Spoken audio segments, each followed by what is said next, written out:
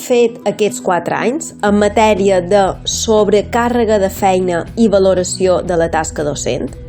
Hem demanat que el calendari escolar contempli els dies necessaris per començar a preparar el curs i tingui en compte les altes temperatures del setembre.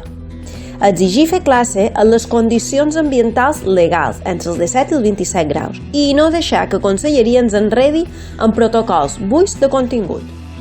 Tampoc ens cansem de reclamar que la formació dels docents sigui gratuïta, a càrrec de l'administració i en temps de treball.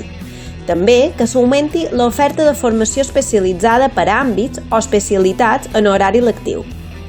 Instar la Conselleria a eliminar l'obligatorietat del marcatge horari que denigra la nostra professió.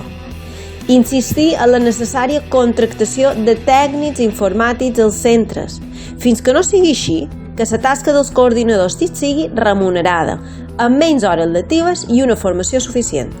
Obligar la Conselleria a que el procediment d'elaboració del pla de digitalització sigui transparent i participatiu i que en cap cas impliqui una sobrecàrrega de treball encoberta.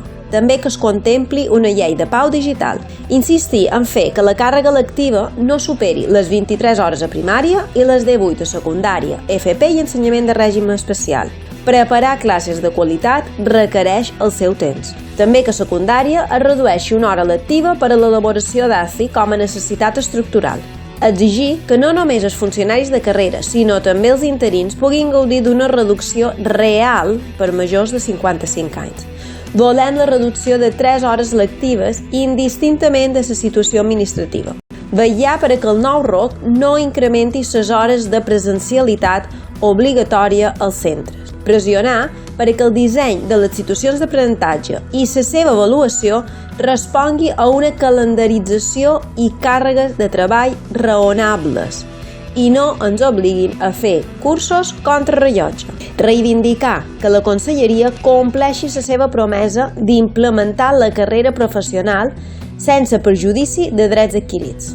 Demanar que el Servei de Prevenció elabori un protocol d'atenció en els docents agredits i amenaçats. Algunes d'aquestes millores les hem aconseguit en aquests 4 anys. En canvi, per altres, haurem de seguir lluitant. Ens ajudes a fer-ho?